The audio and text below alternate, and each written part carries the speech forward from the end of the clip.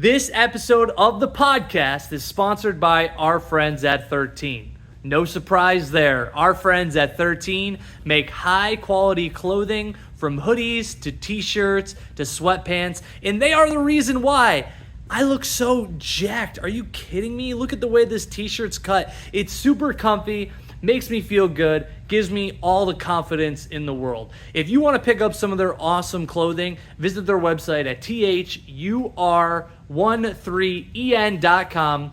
Throw some clothes in the cart. Just make sure you use the code word CoryCast at checkout. All one word, CoryCast, and you're going to save yourself a little bit of money. My guest today is my friend Nick Newcomb. He is a team balance Tai Kai Black Belt as well as an LEO trainer. And he started this new business where he's training different law enforcement groups. And Nick is like really well spoken when it comes to teaching and instructing, from hand-to-hand combat to self-defense to how to handle a perp.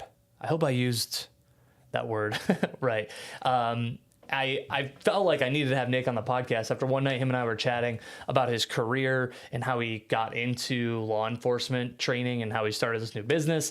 And I also just want to learn, like, well, how the hell did he even get into jiu-jitsu, right? I mean, he's a black belt. He's a longtime friend of mine. I've seen him on the mats all the time, but I've never had a chance to like really learn more about Nick as a person. And I'm glad I did, because Nick is like really well spoken, especially when it comes to teaching. And I just love learning more about him. And I just appreciate how genuine Nick is with who he is and just his thoughts. If you are watching this on YouTube, feel free to hit that subscribe button. Do me a favor, give me a thumbs up. All this kind of stuff helps the podcast grow in an organic way so I can reach new audiences. And thank you for taking the time to listen or watch this episode wherever you may be. So without further ado, here is my friend, Nick Newcomb.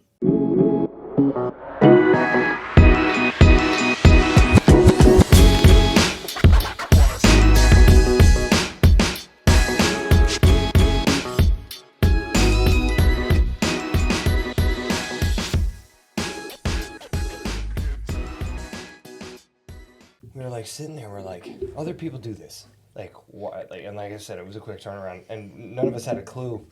Luckily, one of the guys, he used to run before he became a cop. He used to run CrossFit DeWitt. Gym. Okay. The one, it doesn't exist anymore, but it was right across the street from like Dunkin' Donuts and Bridge Street, like in that area. Yeah. And so he had an idea about how to start. So we got an LLC, ran it through, and we started our own company. And then the city, we didn't know if it was going to be a one-off thing.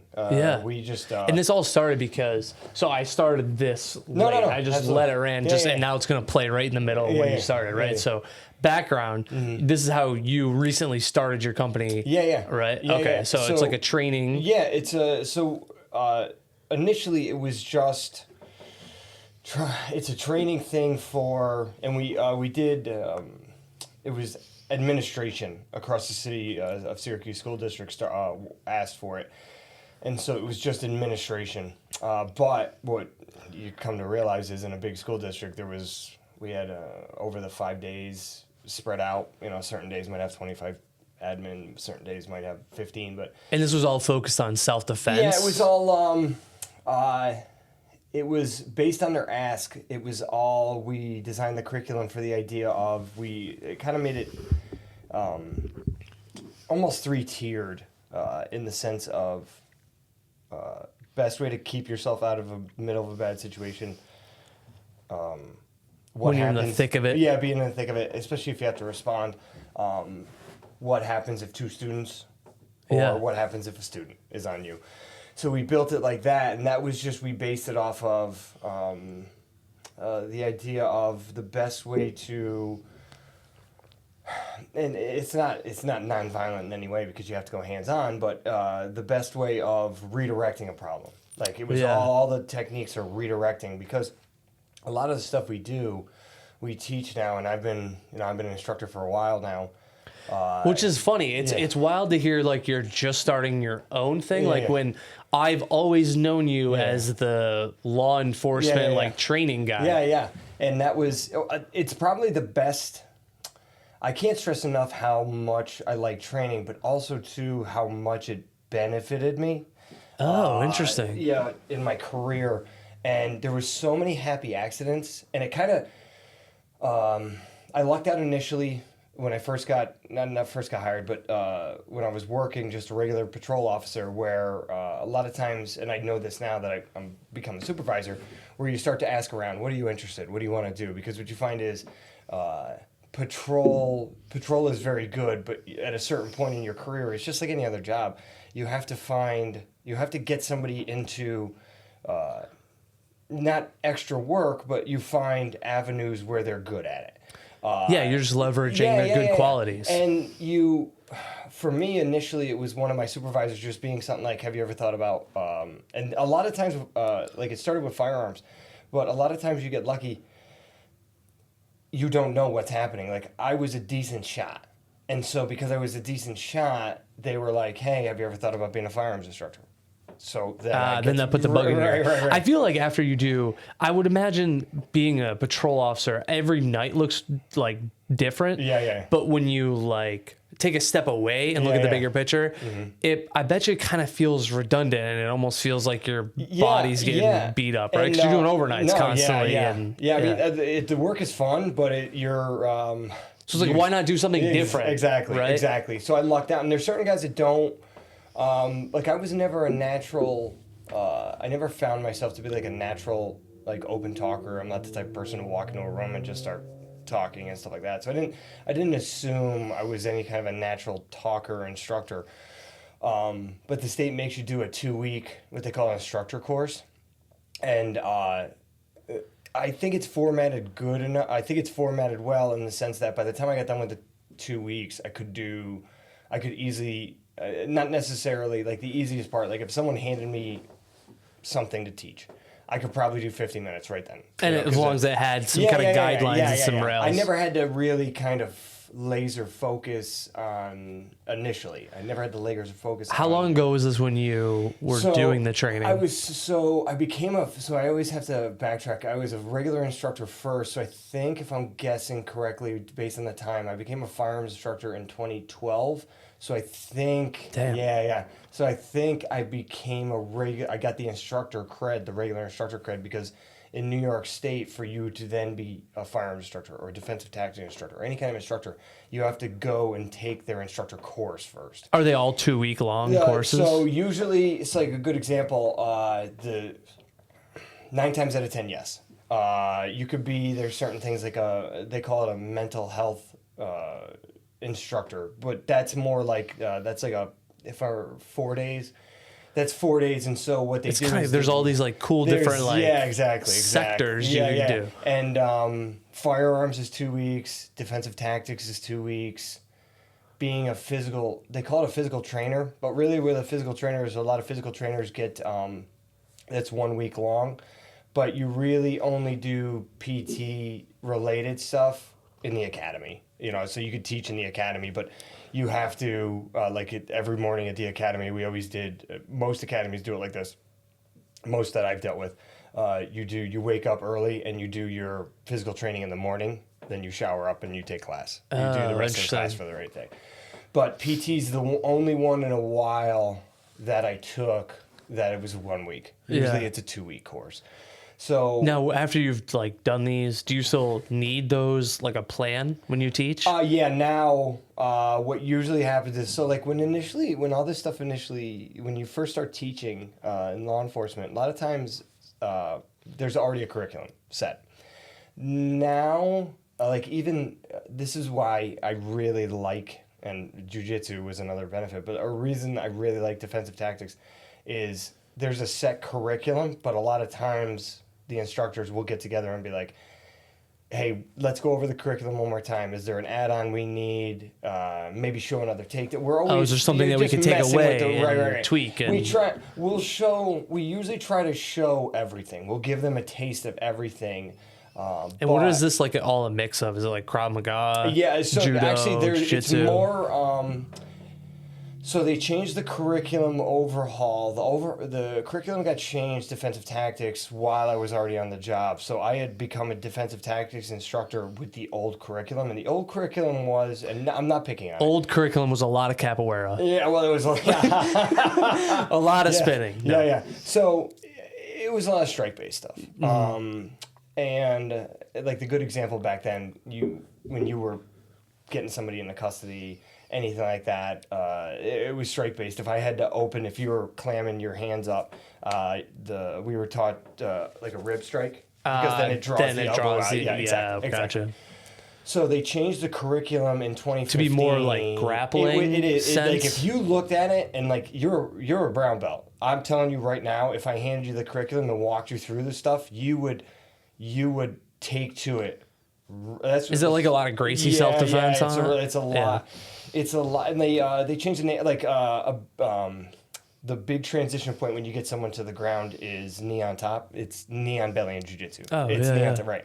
And so it's the best leverage point for you to get an angle and get some leverage on them while still having a foot posted. But also too, if someone else is involved, you can break free. You're not attached. Right. Type stuff. But you're not attached, and you're also like kind of in control. Yeah. Right. Yeah. So it was great when they changed the curriculum, and like I said, Were you pumped for it? Yeah. Well, I didn't know anything at first, so I didn't know they were changing. Oh, it had changed just. Yeah, it had changed, and I didn't know anything about it. This is why I taught. Like, I can't stress enough how much I've benefited.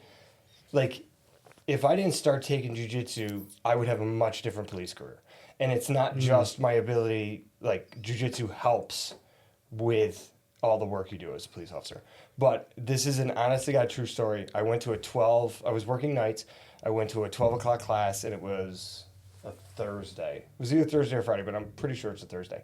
Don Patty, he's a black belt in jiu-jitsu. Yeah. Whoa. Yeah. He's in class. We're taking class. We're grappling. Dude, I haven't heard of Don in forever. Yeah. You just you like took 2 wires and plugged them in my brain. Wow. He looks at me and he goes, "Hey, do you want to come and help out at the academy Monday?" Like, literally, that was it. He at class, he's like, he's just talking to me.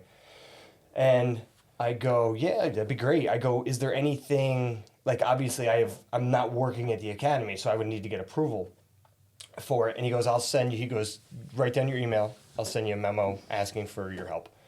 I walk in, I show up, and it's me and a few other guys. And it literally, from that moment, like, on top of how beneficial jiu-jitsu is, like, Don just asking me, like, that was the big, like, literally from that moment on, the amount of training, the amount of stuff that's come from that training has just blown up. Like, and this is when Don asked you to teach at the academy. That was kind of like when you knew you wanted to teach and be an instructor?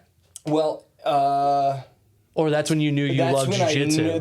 Well, I was already doing jiu-jitsu and I already loved it, but it was from there, so I've helped out at the City Academy now going on a little over 5 years, like, with every academy. I've helped out with other academies because of that, it's allowed me to help out at other academies. And just by that, the amount of extra training I've gotten, because everything that comes up, because another cool thing that came up is, so when they changed the curriculum, what the state decided was, instead of making all the instructors go through another 2-week course, what they did was they called them 2-day refreshers. It was a 2-day course, and then you were updated on your DT stuff. Oh, right. So you had your new curriculum. So then Don goes another time, and he's like, "Hey, want to help teach the 2-day?" So I'm showing up, and now this is the first time I've done, at that point in my career, I had done a little bit of in-service stuff, but not, it's mostly your own, you're dealing with the people you work with. It's not... Not going to a different academy. It was the first time I had done an in-service, and Don and I are teaching sheriff's deputies and other agencies, and now you're meeting new people. And because of, like, I made a contact here, something else blossomed from it. So that, and also too, like, because I really like instructing, especially like defensive tactics, it's fun. it just kept opening doors from Opening there. these new opportunities. Yeah. And Just the power of yes alone. Oh my God. What is it about teaching that you like so much?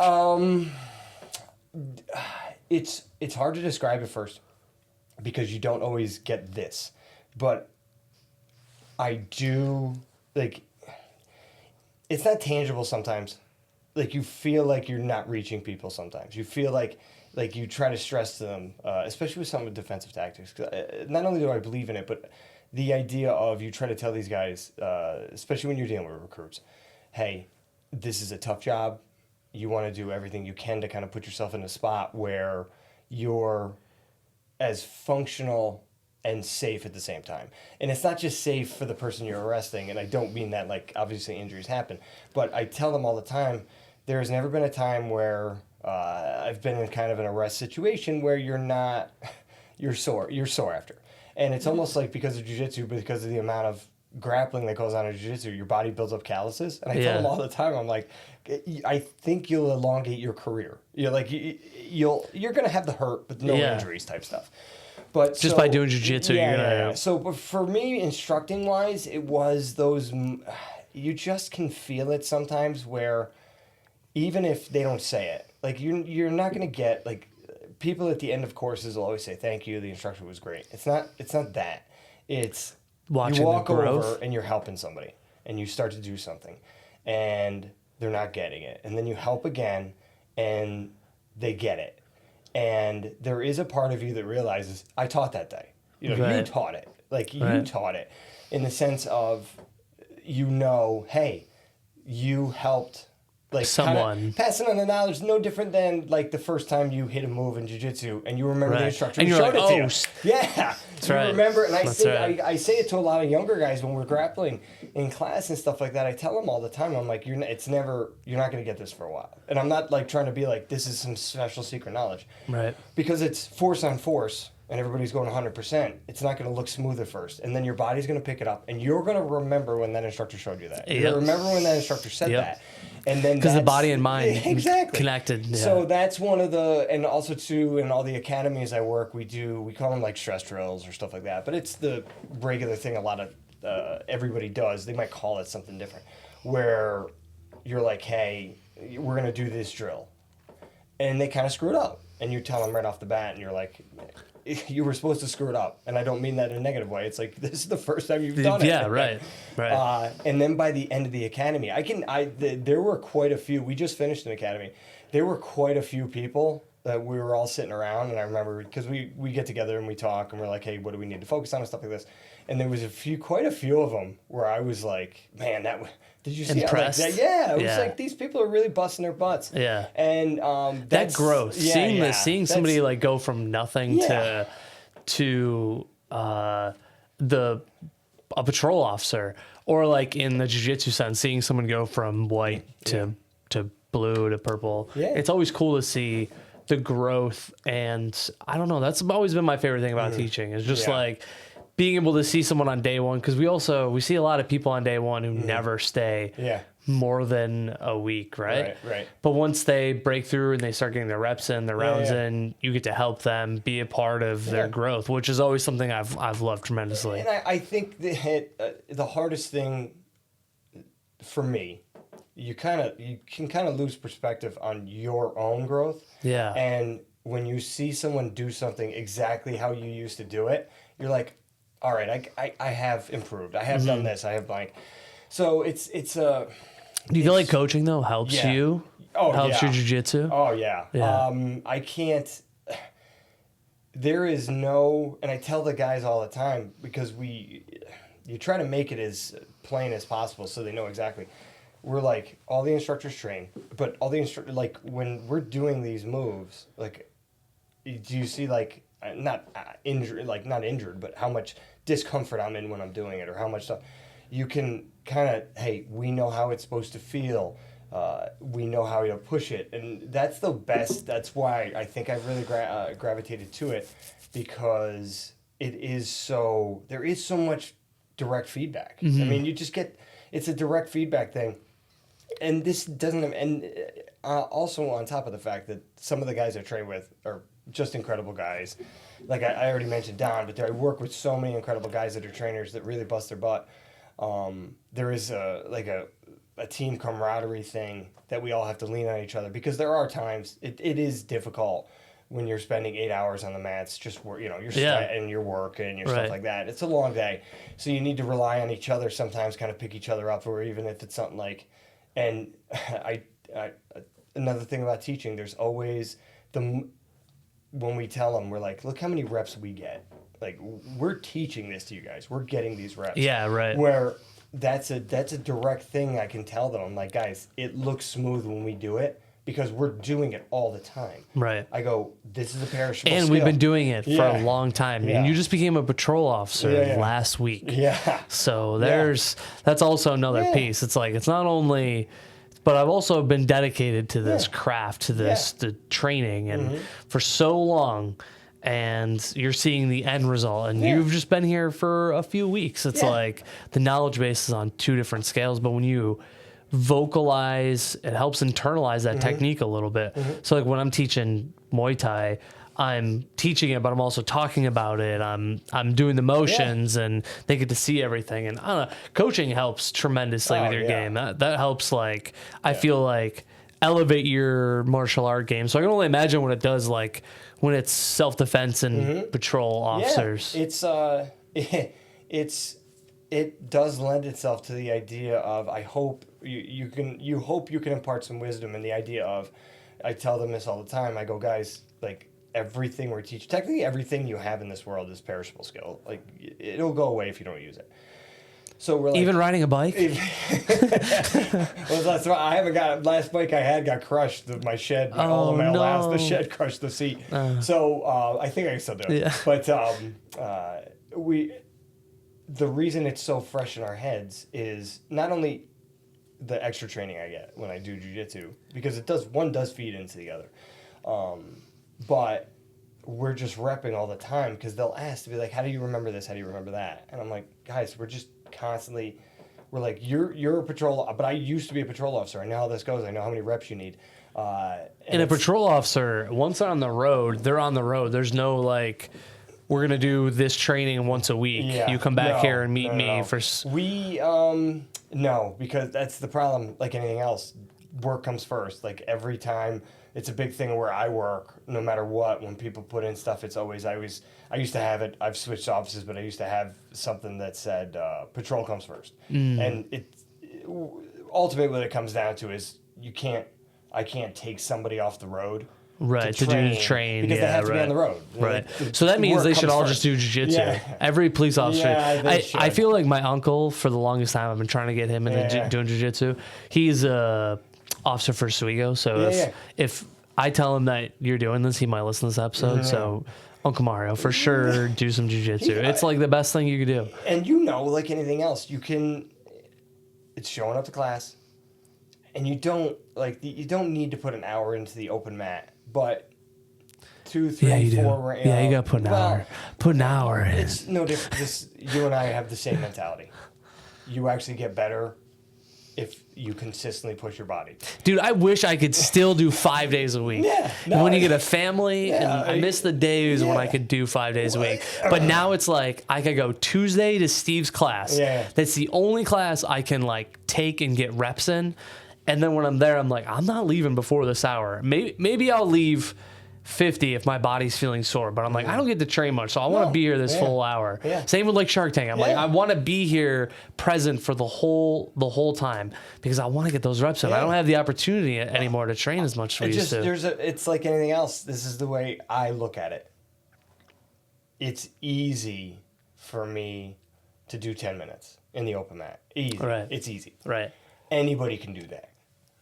Am I still going at the 40-minute mark, at the 45-minute mark? And that, like anything else, like especially in my career, but now in my life when I look back on it, like the things I still remember Steve saying. He go like when Shark Tank and before I could even go and stuff like that. I remember hearing like Steve go, "It's tough to go with adults for an hour. Like it's tough to do an hour with adults."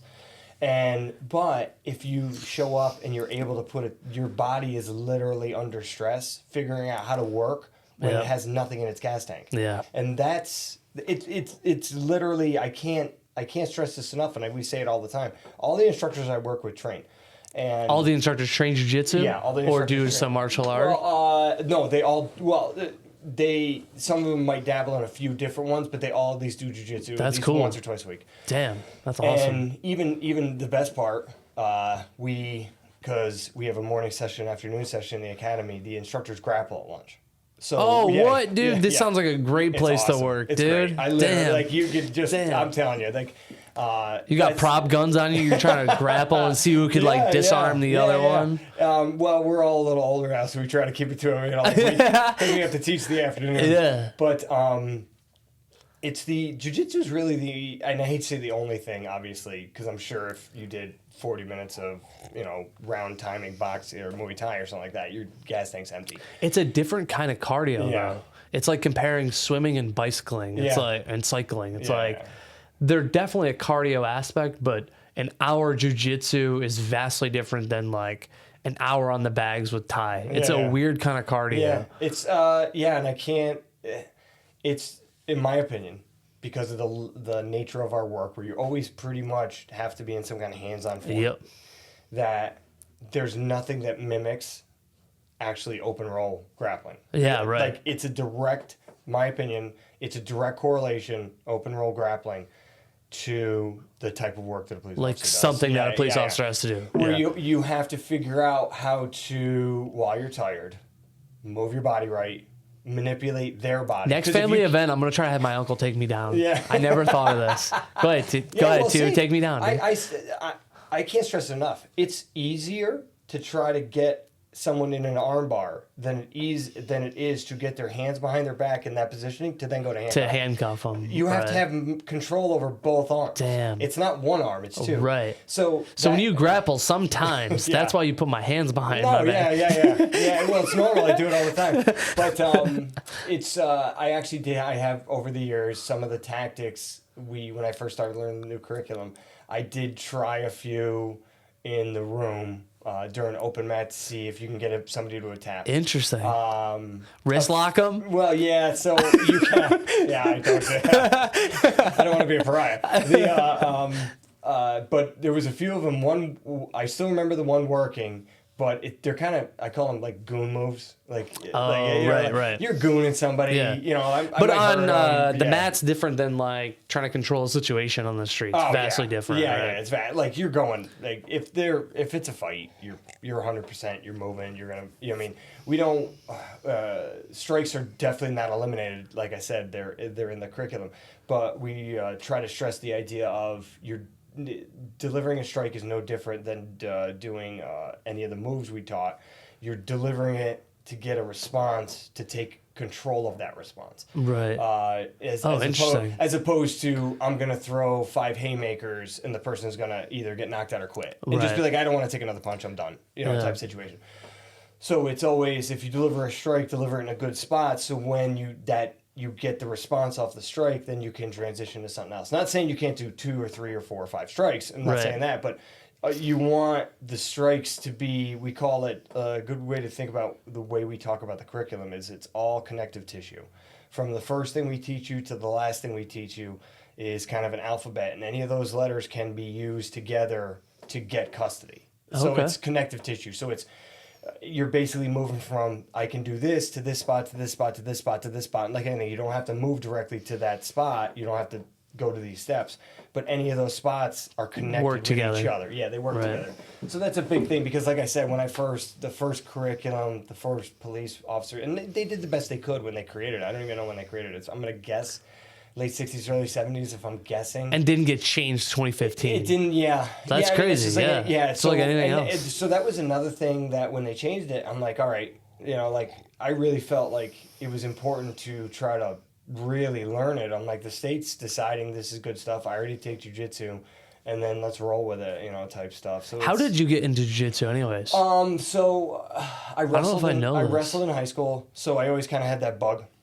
When I still lived in Albany, before I moved out here, I went to a jiu-jitsu gym, but until I went to Tai Kai, nothing against that gym, but it was it was in a gym. It didn't really have a dedicated space. There were just mats on the ground. And if you were to ask me, the instructor might have been a purple belt, but we didn't wear belts. It was all no-gi.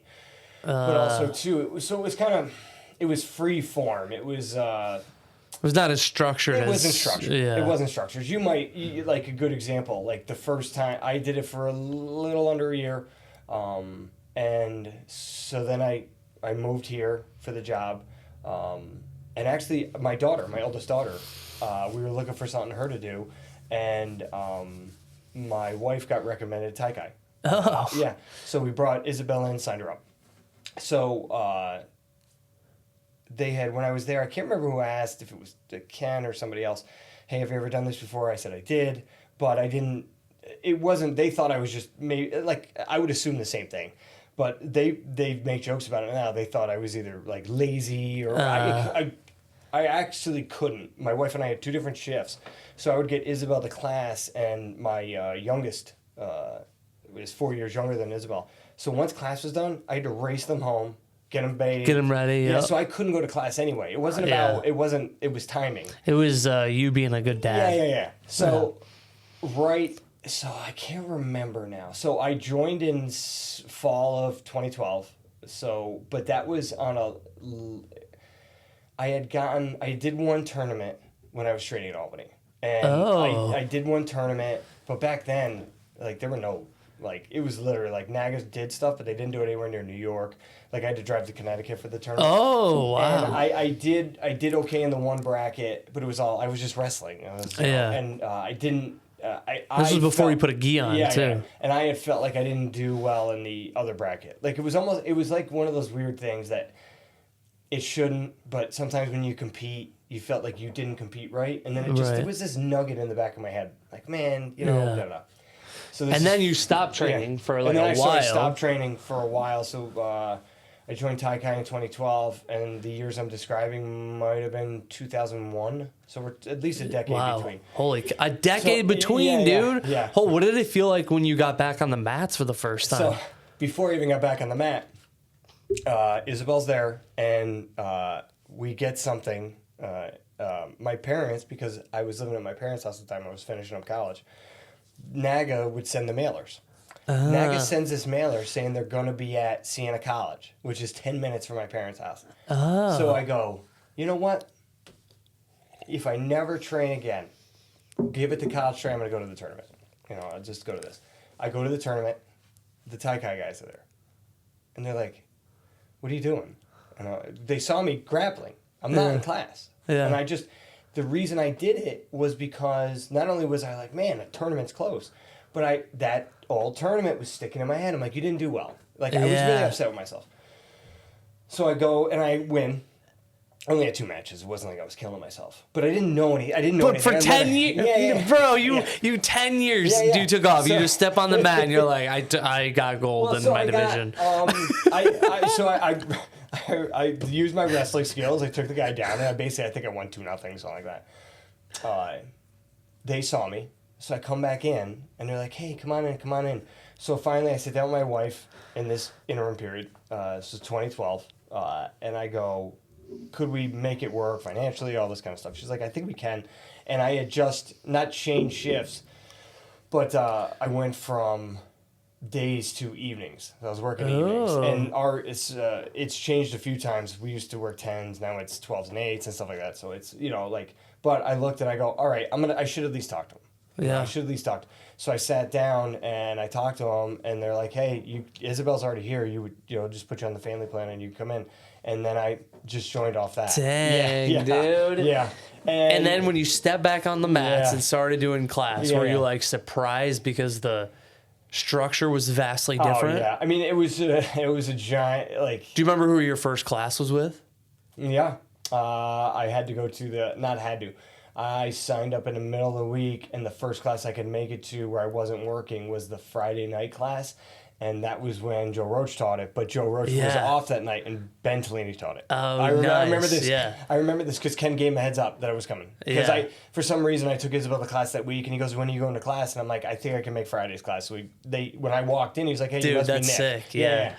And it went from... You were like, oh my God, there's structure. Yeah. Right? So it's the double-edged sword, though. You wake up and you're like, oh man, this is great. And then you start getting whooped. Yeah, right. And then you're like, all right, it's not like the minutia, the micro inches, the subtle things you have no idea about. And everybody, like the first time someone feeds you right into a triangle, the first time Dennis does his, he gets up and he just totally turns me over, or he puts me in omoplata. And I'm like, how did that happen? The first time someone puts you in, it's because you zigged when you should have zagged. Yeah, exactly. And so you really quickly, you go from just being overjoyed you're trying something to let me figure this out. Grind. Yeah, you're like, all right, can I accept what's going on? And I got lucky off the bat, at least for me. This is my journey through jiu-jitsu. The voices that would talk to me would be like, it was this, not a drum beat, and they weren't like, and this is nothing against these guys. You can't just sit there and nobody's going to care if someone doesn't show up. Like they're going to be upset that I have a training partner, but they're like, oh, Nick's not here. I just started. It's not like they don't care whether I'm there or not. But those little voices of like, hey, no, you have to do this. Right. No, you have to stay. No, like even something as small being like, it's worth it. You got to stay in the open mat. You got to, stuff like that over the years. Because especially too, I remember when I got promoted to purple belt, I was getting my purple belt. We're all standing in line, getting a purple belt. And the few of them are like, now you have to be at Shark Tank.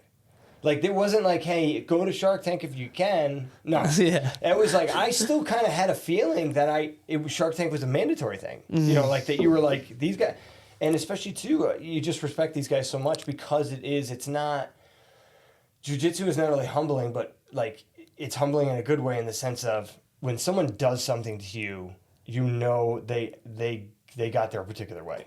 And you're like, all right, how did they get there? Mm-hmm. And then you just follow that route, and stuff like that. So any of those instructors, any of those guys that are just killing you, just over and over, you're like, well, they got there somehow. Yeah, so you just follow that lead. It's that game that they play. Yeah. That's what I've always, jiu-jitsu's always seemed like a, it's been, the analogy's been used before, but like a chess game, it really is. It's just so much, it's like, you base with your right arm, and instead of basing with your arm, you should have gone on your elbow right there, because now Chris Roach just swept you. You know what I mean? So it's like, oh, well, shit, now I'm on my back. So it's like we're constantly going like back and forth, and it's like a Rubik's Cube, And it's like, I still, like, I have learned more in my journey getting hit with stuff than hitting stuff, in my personal opinion. But it's always the joke, like Steve Over, he's so athletic, where like I used to try to I'd fight like an animal to stay in position, right? But he'd get you over anyway, and then he'd be in a good spot. Where I hit a point where I was like, all right, just expect he's gonna do it. Yeah. Then you figure out how to try to feed off that. Yep. As opposed to instead of wasting that's Bishop my gas to tank, E4 right there, exactly. Dude. Instead of wasting my gas tank, trying to stop the inevitable. How about you know the inevitable is coming and work around it, like type stuff. So it was, this is the thing about, like, it's just such a battle of attrition. I can't, like, when I got my black belt, there's always a part of you, at least with me, but I've heard it from other guys, so I didn't assume it was just me, where they're like, do you think I deserve it? Or there's always that, do you think I've earned it? Yeah, right. Well, I think I got that when I got my purple and my brown. Like I was like, did I really deserve it? Same way. But you get that black, and all you have to do. This is what I did. It's not necessarily, it's like the goof. It's not goofy, but there's the line in the Indiana Jones movie where he's like, it's not the years, it's the miles. Mm-hmm. Where I look back and I go, dude. You had to wear a knee brace at one point because your knee was killing you. You had to wear an ankle brace. Yep. Your shoulder was killing you. How many MRIs have you gotten? Now, other people look at this. There's cops I work with that are like, man, you talk about... I'm like, I'm not injured. You deal with pain. All right. And it makes you mentally tougher. Right. Like, unless you got a torn ACL, then just chill and sit out. Then that's a genuine injury and stuff like that. But, yeah, I look back on it and go, dude, there was a point there where I was afraid... I didn't know how to, my neck kept hurting, and to the point there was a few times where I couldn't turn it and I wasn't sleeping. Oh, shit, dude. you work around it. Like, I can't tell you the last time that happened to my neck. Yeah. But there was a point there where I thought it was really going to stop. I might have to stop doing jiu-jitsu. And what you realize is everybody deals with the same thing, but you earned your black belt by working through it. This attrition, this I got my both knees hurt at one point. I had tendonitis in both elbows. And I know this sounds horrible from someone outside looking in, but it is literally the best thing because you can look back and go, you work through that. But not only you work through it, the injury helped you improve because, all right, this knee hurts. I can't do, half guard from this side because it's really I got to go other side. I got to switch. Yep. So you switch. Yeah. And then your body, That's a good point. you might get pounded. You might get pounded a little. But guess what? In about 2 weeks, your body's going to, this will still hurt, but your body's going to work better off the other side. Yeah, right. And it's just this thing. It's almost like the only way, because you can't tell anybody this. You can't give anybody perspective, but you try to tell them, like, things are going to hurt, but then you're going to work around them. And then you're going to get better. Yeah. And then you're going to get better. You're just being a little sore. Yeah, That's all. yeah. And you're going to get better. And it's like, I can't, sometimes I'll do workouts, you push yourself. It's not the same thing. Your ability to control yourself while trying to control somebody else is really difficult. Very difficult. Yeah, it's really difficult. And so your ability to stay in the fight, your ability to keep battling through the pain and all this different stuff is what makes it great. Like, it's really what, like when I look back and I'm like, man, and also too, once you get your black belt too, you've hit this milestone. It's great, but you don't stop. You just keep working. I was also, like when you get your black belt, like how at this point, 11 years consecutive jiu-jitsu. Yeah, 11 years. How do you stay motivated and so still interested? Because people have hobbies that come and go. But being like into jiu-jitsu for like 11 years, that's like, how do you stay motivated? So for me, one of the components is obviously work. It does help me with work. So that's one of the big things. I always try to treat it like a workout in the sense of I'll be like, did you sweat enough and stuff like this? Maybe push yourself harder. But for me, now once you hit your black belt, now it's okay to experiment. And that can be fun.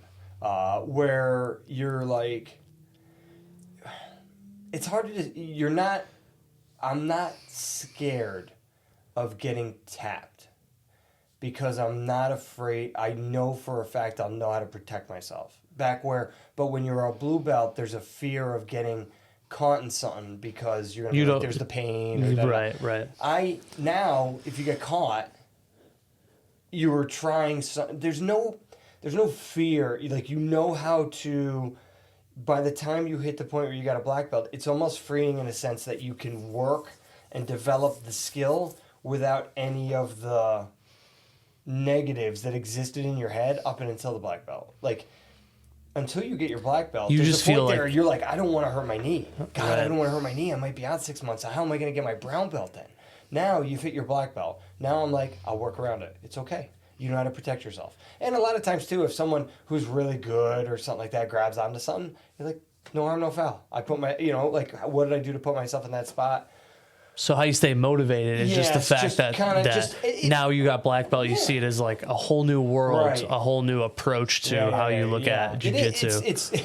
It's the fear of something bad happening that you don't get your black belt is totally gone in one day. Right. And then it just becomes, now you can try to take in as much knowledge as possible. I feel like there's more pressure now, Nick. I feel because it's like black belt, it's like it's the joke is you're either gonna get people to ignore you in the open mat or people want to kill you. Yeah, right. Because they want to hang it on, like I remember the feeling the first time you hit a black belt with a sub, like stuff like that. Second I got my brown belt, everybody started coming at me way harder. I can't imagine what it's gonna be like at black belt. Everybody's coming for your neck. That's where you learn to protect yourself. Right. But it's just funny. Like, and it's not freeing. Like, there are times, obviously, where you're like, oh man, like I'm tired or stuff like that. But it's mentally freeing. It's mentally like you don't have to stop learning, but you you absolutely earned and achieved something very special. And you don't have to worry about whether it was my neck, whether it was my knee, whether it was my ankle at one point, or whether it was my shoulder. All 4 of those spots at one point were hurting me enough where I went to a doctor and stuff like that, but I remember being petrified that I was going to be one of those people that had to stop doing jiu-jitsu as a purple belt. And I never got to black belt. Right. Now I'm a black belt. Right. Now if my knee hurts, work around it. You'll be okay. But I already got to a particular goal. I'm not worried about something stopping my. So now it is freeing, and it is, you did earn it, and it didn't like I got it. It's 10 years, 10 years of hard work. Yeah, that's crazy, man. Yeah, that's wild. Yeah, 10 years. Yeah. What's the best lesson jiu-jitsu has taught you? That you're never out of a fight. Yeah. You're never. And obviously, because I'm the joke, the stubbornness, like I have been, like I should be tapping when I'm passing out. But, yeah, I'm okay. There's always a chance. There's always a chance you can get out of a bad spot in life and in jiu-jitsu. And in jiu-jitsu. Well, it just, I don't really know. Like there wasn't a light bulb that went off where I hit this epiphany, but like there's moments where if you can grapple, like if I'm grappling and you can make it through that, then you can kind of be like, man, this meeting isn't that hard. Like why am I that? Like, why am I going to have this conversation when I'm angry? When I know that I don't make good points when I'm angry. Calm yourself down, make the point you need to, and then decide. Much like jiu-jitsu, certain things are out of your hand. That whether they took your what you were trying to say and did it or didn't, that you at least made the best point. So it gave you some like emotional intelligence to it. It's like the biggest thing I learned from jiu-jitsu is you're never like the amount of times, like I think about it all the time, the amount of times I've tapped. Like we're talking thousands. Right. I'm still here, sitting here. Yeah. There's nothing you can't get out of. Because you just showed up every day, right? Yeah, you just show up. Like there's nothing in your life that you can't work around. And that, like I luckily found jiu-jitsu, and jiu-jitsu is luckily one of those things that exist in the world where you're force on force, 100%. With an empty gas tank trying to work through stuff. And guess what? You made it off the mat. You showered. Everything worked out. Life is the same thing. Yeah, jiu-jitsu is a different beast. I feel like with jiu-jitsu, it's just that constant pressure. Yeah. It's like Muay Thai is like a different kind of cardio. Because if I hit the bag for 3 minutes, if I do like 5 rounds, I could kind of take a break for a little bit and I could like chill and rest. But a lot of times I'm at the other person's will in jiu-jitsu, and I don't get that chance to chill and relax. No. Maybe like if I mount them, right, and I let them cook a little bit, right? Yeah. But it hardly, like in Thai, you can kind of slow down a little bit. In jiu-jitsu, you're at the mercy of somebody else that you're grappling with. How many times have you thought to yourself, all right, I'll be okay, just take a break. Yeah, and the next thing you know, you're in a worse spot. Yes, exactly. You think to yourself, you're like, all right, you earned this. Yeah. Like, all right, like every time Chris Roach is crushing me. Yeah. I'm like, if I'd have just fought him like an animal 10 seconds ago, I would not be being tortured right now. But now you got to figure out how to deal with the torture without letting him know. Because you can't let him know he's torturing. The chess match begins. Exactly. Chess match begins. Exactly. So it's,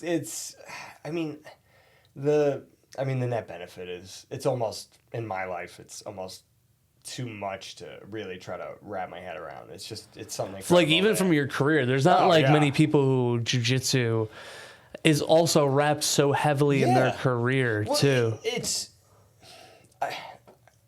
So a lot of happy accidents, but I didn't choose to be. I wasn't an accountant, so. Like, you could take jiu-jitsu and be an accountant, but it's not feeding into you being an accountant. My job was, it's feeding into my job. Right. So then I could feed back.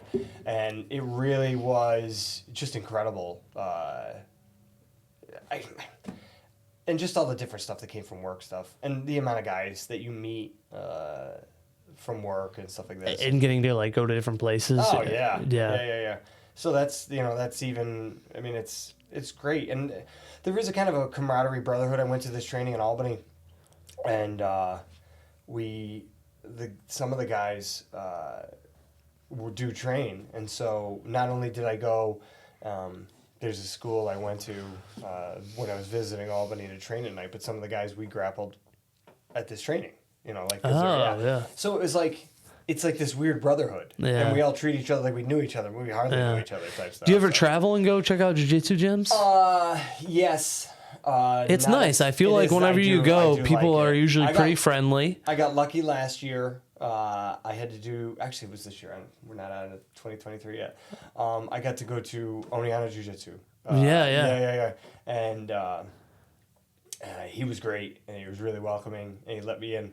And the first, I don't know, I could tell he's just a torture monster. It was the hot.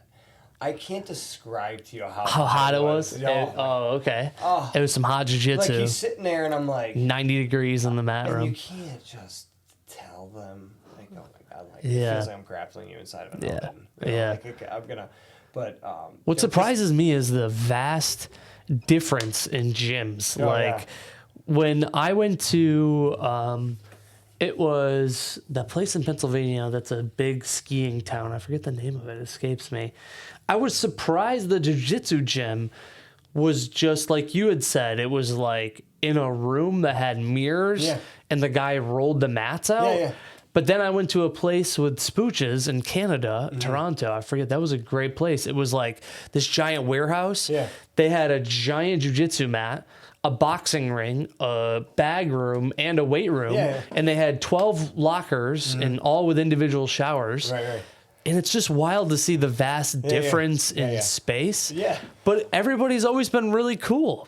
Like they love it. And you know what's funny? You always assume there might be weirdness. But then I always think maybe to myself, I got lucky. But then I'm thinking to myself, if someone showed up, like you would just be happy they came. Right. So why they're gonna treat you the same way. Right. And that's like a joke when I went to the really great guy. His name is Eddie Fivey, and he owns 2 gyms, one in Saratoga, one in Niskayuna, Schenectady, same place. But I go to the Saratoga one first, and there's no shower, so I assume there's no shower in the Niskayuna one. So I don't bring a towel. There's a shower in that one. Of course. Of course, right? So I'm like, this is what you learn over and over again. But the vast differences is crazy. Oh yeah, it's so incredible. wild. I checked out 10th Planet in Las Vegas. Oh, how was that? Last year, it was really cool. The place that I went to was the old Vegas spot. It's a smaller space, and I just got my ass beat in no-gi for like an hour and a half. But I got to go check out a place, and they had like towels and they had like a towel dryer. Really? I was like, wow, you guys are really fancy around here. Man. Dang, I know. It is Vegas, it's hot. It is Vegas, they keep toweling off. But I mean, it's just, and some of the dumb luck things, it's just, I mean, whether it's jiu-jitsu or and that's the one nice thing. What I usually do is, if I have to go somewhere on training, I'll look around, see if the local gyms. And then I go, I'll ask Ken or Dennis or Ken, do you know any of these people? Do you know any of these guys? And they'll usually say, I know this one, or blank, I know this one, give it a try, and then I'll call. That's a smart move. I go in blind sometimes. Well, Phil Mingarisa's school, we were in Philly. That was a no-brainer. Chris Herzog, that was another one. That was a great school. I love training. Right? Yeah, in Rochester. I love training at his school. He's got a great kickboxing program there. But I don't know. There's so many cool spots, but I never run them by Ken first. Especially if we're going to a different area. If I check, like Oniana only had the one school, so I know he's been, why am I forgetting his name? The guy who runs the Oniana school, great guy. Why am I forgetting this? What? Martindale. Yeah, Matt. Yeah. God, thank you. Terrible with names. Dennis says he's one of the more handsome men. Yeah, I know him, so I just messaged him. But if I was going somewhere and there's only one school, I probably won't run it by Ken. Right. But if there's more than one school, like, have you or heard? If you know they're a team balance. Yeah, exactly. Right, I'll pick that gym. But that is one of the nicer things. The only problem I ever run into is, like, the last 2 times I've been away at training and gone to a school is I I have to go buy garbage bags for my gi and stuff because there's Oh, no place yeah. to wash it. No place to wash it, yeah. So you get that really disgusting funk. You don't want it to sit in your car, you know? Oh, my God. Yeah, during the summer is the worst. If it was wintertime, I might think about it, but, you know, like, you're like, this is really going to start to turn ripe. It's going to be like there's a dead human in this thing. Yeah. But that's the downside. Yeah. Nick, what do you think makes a good jiu-jitsu partner? All right, so I'm the perfect jiu-jitsu partner, but no. Explain then. I think just because saying someone who's grinding is just too vague. We're both working, and even the perfect jiu-jitsu partner in my idea is we're both getting a workout, and both of us, no matter if we hit a sub or not, have to work through it. I think the worst thing someone can do to somebody else is you start to work for something, and they're like, oh, you'd have gotten it anyway. And, like, they tap early. Right. And you want to be like, it's important to finish the move. It's important. And, you know, I can understand if you're a little hesitant if the last person you went through hurt you, but I'm not going to hurt you, you know, type stuff. So, like, in my mind, the perfect person is, it's not necessary, because you can't, they should be trying to sub you. So it's more about, are we both working and neither one is kind of quitting in the middle of it or deciding that, hey, you'd have gotten this or da-da-da or stuff like that. Because everything else is just gravy. Mm-hmm. Like, because everybody's got a different style. You know, like, I don't even mind, like, even accidental, like, someone catches you in the face or, you know, like, hits you or something like that. As long as we're on the same page. You know, like, I just always find it weird when someone clips you, like, good. Yeah. And they don't even acknowledge it. And they're like, oh, hey, just elbowed me in the face. Yeah. You want to acknowledge that? That's how I got my black eye happen the same way. Yeah. But it's always like, hey, I'm going to keep moving and trying to sub you, but hey, I'm sorry about that elbow. Yeah. It happens. It's a contact sport. Right. It wasn't intentional. There's no way to avoid the physical nature of it. But a lot of times, I tell guys all the time, so I get clipped or something like that, and they're like, oh, hey, I'm sorry. And I'm like, yeah, I could tell the difference. You weren't sitting there trying to hit me. It just happened. Yeah. Stuff like that. So, like, ultimately, I think, like, if I could come down to it, like, like I said, I'm stubborn. I'll not, if you're dealing with joints, I got to work, you know, stuff like that. I might tap before I might have fought 100%. But a good partner should tap a lot. A good partner, let's finish what we started. The only way our bodies are going to remember it without thinking about it is if you're actually working through the progression to get to the end of the move. So ultimately, I think that if your skills set aside, if you're still trying to work through and not just, okay, they would have gotten this anyway, because I'm sure it happens to you where you're going with a lower belt and you start moving with them and they do something totally wrong. Like, they basically feed you into the spot. Yep. And you still were able to work, as opposed to they did something wrong, you start to work, and they're like, oh, you know, and you're kind of like, I know I would have gotten it. You fed it into me, you know, type stuff. So ultimately, I think because of the nature of the force, the best thing we can do for each other as partners, outside of the kind of normal, hey, just be there for them, just show up, I need you as much as you need me to get better type stuff, is to let's finish what we start. You know, like, work through it. Don't just assume I'm going to have it. I'm not telling anybody they should sit in an arm bar and wait for it to pop. That's not. But it's mostly like, hey, we're there for each other. This is teaching our bodies how to move without knowing we're moving that way, and you have to finish the move that way. So just keep working. Yeah, I like a partner who I can rep with over and over again, because I'm always, when I'm there in class, I'm always in the mindset of, like, I don't get to do this much. I want to make sure I get my reps in and get my shit in. Yeah. And I love a partner who will just rep with me. And I don't mind chit chatting, but let's talk while we're repping. Let me get my reps in. That's what I want to get my volume out. I just want to get through the technique, because it's one day a week I get to learn technique. So I'm like, let me absorb this. Yeah, exactly. You need the reps. Reps are important. Yeah. That is good. I hate to be so. I generally always just talk about open mats, but that hour class portion is important. You have to get the proper reps, and especially to being a good partner in there. It's weird. It's similar to go into your wheelhouse. It's similar to holding pads. Like if you're Yep. good a pad holder, that person then gets good reps. Yep. Where if you got to do an arm If I bar, flail like and a I'm noodle. flailing around and I'm just handing you the arm, and you basically didn't have to move your hips up, Yeah. that's not a good rep. Right. Because you didn't have to kind of collect the shoulder to Right, get right. to the arm bar type stuff. Yeah. So in class, it's not just doing the move. Like everybody watches doing the move. But not just being lazy but with they it. never pay attention to how that person needs to move for you to do that. And especially Right. too, like you go on Tuesday, Steve teaches a series. Yep. You wouldn't do the second and third move If you couldn't they do the didn't react first. off the first Yeah, one. right, Yeah, you right. know? Yeah. So it's really important that when we're repping, that I do as best I can to put myself in the spot that you would react, and that's why you're doing this thing, as opposed to sometimes you're repping with somebody and you're like, if your arm's that easy to grab, I would just armbar you from the mount. Right. Yeah, I wouldn't. Right. I would just lift it, you know, Yeah. like type stuff. But nobody really thinks it through, you know. Last question. Why should everyone do jiu-jitsu?